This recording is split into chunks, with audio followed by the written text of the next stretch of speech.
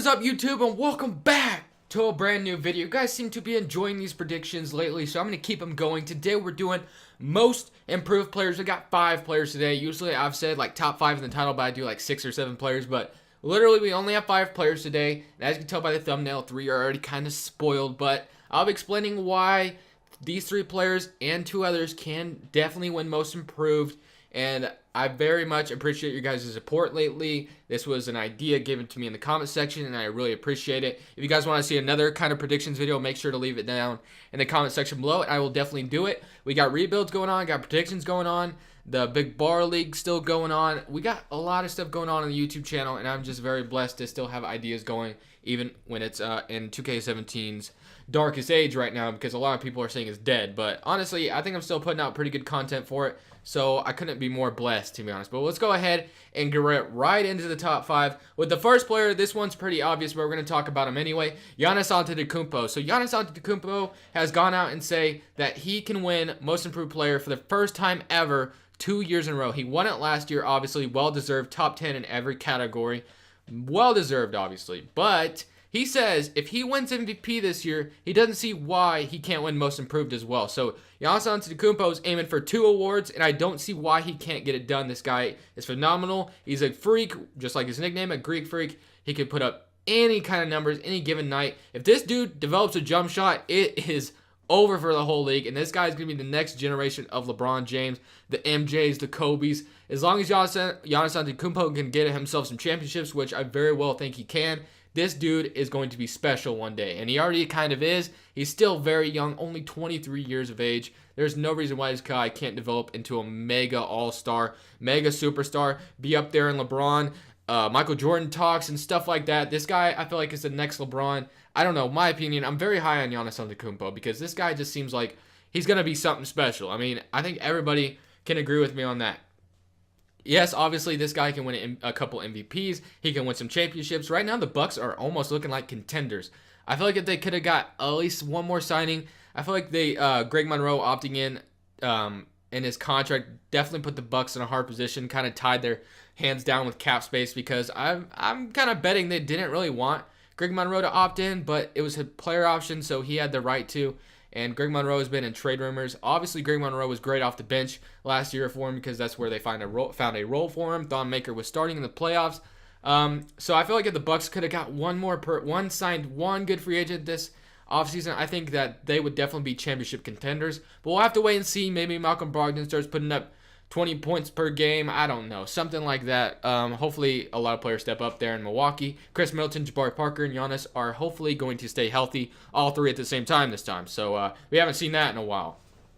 And the next guy we have Myles Turner, because Myles Turner is going to be the #1 option there in Indiana, unless if they give it to Lance Stephenson, which, you know, I kind of like the idea of Lance Stephenson being the face of the Indiana Pacers, because the guy is just goofy. He makes me laugh. And he's definitely his best when he's with the Indiana Pacers. But I think Myles Turner is definitely the #1 option there. And I think he could put up a major stat line if they start feeding him in the post. They give him the ball more, let him shoot some threes a couple times, stuff like that. There's no reason why Myles Turner can't become a Most Improved candidate next year. I can very easily see the Pacers making the playoffs next year. I know it doesn't seem like it. They got Victor Oladipo now.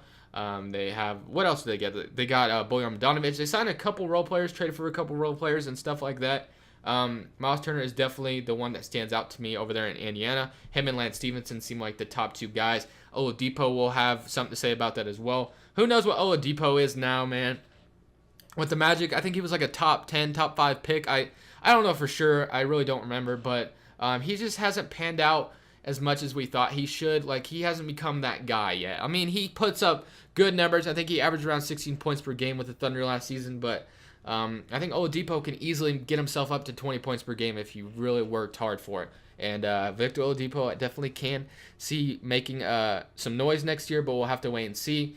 But with Myles Turner, I feel like this guy can definitely be Most Improved. He's a good center over there. They can play him at the 4 if they wanted. But Myles Turner, definitely. I definitely can see him as a Most Improved candidate. I don't see why not. Indiana is going to have to rely on someone now since Paul George is gone, because they had to trade him for, you know, some change anyway. Next, we got Allen Crabbe. So the reason why I have Allen Crabbe on this list, he got traded from the Blazers to the Nets. The Nets don't have a lot of people to rely on. And right now, Allen Crabbe was a sharpshooter off the bench for the Trailblazers. And, you know, he would still be a Blazer if it wasn't for his contract, because the Blazers valued him very well, obviously. They were willing to match that giant contract. So there's a reason why the Blazers liked Allen Crabbe. But with the contract situation, Blazers knew they had to move on from him, and now he's a Brooklyn Net.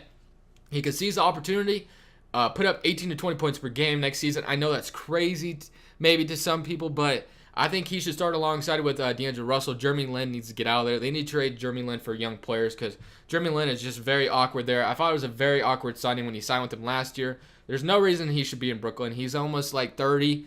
There's no reason why he should be part of a rebuild right now, and I don't understand why he decided to go to Brooklyn Nets. Didn't make a lot of sense to me. I think this guy should be a solid role player off the bench for a team, and Jeremy Lin should not be a starter. But Allen Crabbe, D'Angelo Russell backcourt, I feel like that's pretty solid. Allen Crabbe could average 18 to 20 points per game. With D. Russell, that's my opinion. I feel like he can. That's his ceiling. I feel like he can do that. He's going to get a lot more opportunities. He's going to get a lot more shots, and I feel like he can knock him down. The only thing against this kid is that he has a tough time creating his own shots. He's not the best at that. He can do it, but he's not the best. He's more of a catch-and-shoot guy, playing off ball kind of guy. But anyway, I feel like I'm very high on Allen Crabbe. Obviously, I'm a Blazers fan. I loved Allen Crabbe off the bench. I'm going to miss the dude, but I'm very excited for his opportunity in Brooklyn because he was never going to get a start with CJ McCollum there unless he was injured. So I'm very excited for Allen Crabbe, and I feel like he can definitely win Most Improved Player. I don't see why not. He's got everything he needs. Next, we got Brandon Ingram. So last year for Rookie of the Year, Brandon Ingram disappointed people. I didn't watch much Lakers game. I don't really know how Brandon Ingram did last year, but I heard he was very disappointing.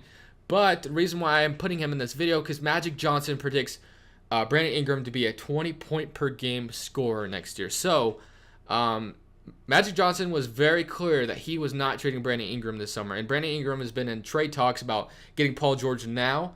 But Magic Johnson's not part of that. He said Brandon Ingram is staying. He's the only one that is untouchable. So Magic Johnson must be very high on this dude for some reason. Magic Johnson has done a great job so far there in LA. He's only been there for not even a year yet, I don't feel like. And as a GM anyway, I mean, he used to play with him. So as a GM, or president, or whatever they want to call it, he's done a great job. He got rid of Timofey Mozgov. They got rid of that awkward fit with D'Angelo Russell and Lonzo Ball. I feel like that would have been kind of awkward because I don't think D'Angelo Russell wanted any part of being partnered with Lonzo Ball in the backcourt. We all saw what he tweeted or liked a tweet that said, I don't see why the Lakers would draft Lonzo Ball there and have D'Angelo Russell or something like that. It was some knock against Lonzo Ball, and definitely good thing they got rid of D'Angelo Russell. They got Brook Lopez on a one-year deal. Hopefully, maybe they can get Brook Lopez to re-sign. But that's a great center right there. He's a great scorer. So the Lakers maybe make the playoffs next year. Who knows? But Brandon Ingram, if he really is going to be that 20-point scorer, there's no reason why he can't win Most Improved. Because I don't know what he averaged last year. Someone have to leave it in the comment section below. Next, we got Jusuf Nurkic. So everybody knows why Jusuf Nurkic is probably on this list. Last year, he played for the Denver Nuggets, was on their bench backing up Nikola Jokic. And Nurkic was very unhappy with his role. So Denver eventually traded him to the Blazers for Mason Plumlee. At first, I'm going to be honest. I didn't know who Nurkic was. As a Blazers fan, I was pissed because I loved Mason Plumlee. And I was like, no, dude, this dude's trash. But he impressed everybody, and he got the Blazers to the playoffs. Imagine a full season with the Blazers, what kind of stats he's going to put up, and there's no reason why this dude can't win Most Improved. He averaged around like 15 to 16 a game with the Blazers and did a great job with the Blazers. I remember that game against the Denver Nuggets. He put up like 30 and 6 blocks. It was so awesome. I love Jusuf Nurkic, and I cannot wait to see what he does next year. And as a Blazers fan, you have to be excited for that big three right there. I know the Blazers haven't done nothing this offseason. Maybe we get Melo, who knows, but Damian Lillard, CJ McCollum, Jusuf Nurkic, you have to be excited for that big three playing a full season together. Who knows what will happen? Hopefully good things will happen. Jusuf Nurkic can win Most Improved, just like CJ McCollum did. Jusuf Nurkic could be up there in that 16 to 18 point game score. Maybe take some points away from Lillard and McCollum a little bit. But this big three is not to be slept on, and they're going to be a great team next year. No reason why this team can't make the playoffs with that kind of big three. The only problem is I feel like they just need a little bit more off the bench. That's my only thing against Blazers right now because they traded Allen Crabbe, and when he was their best scorer. That's it for me, guys. Leave a like if you did enjoy, and subscribe if you haven't already. Let me know any players I might have missed that could definitely win Most Improved next year. Thank you guys for your continued support. I appreciate every single one of you. You guys are the reason why I do YouTube all the time. Obviously, that's very obvious, but that's it for me, guys. That was stupid. This is Crustables. I'm saying peace.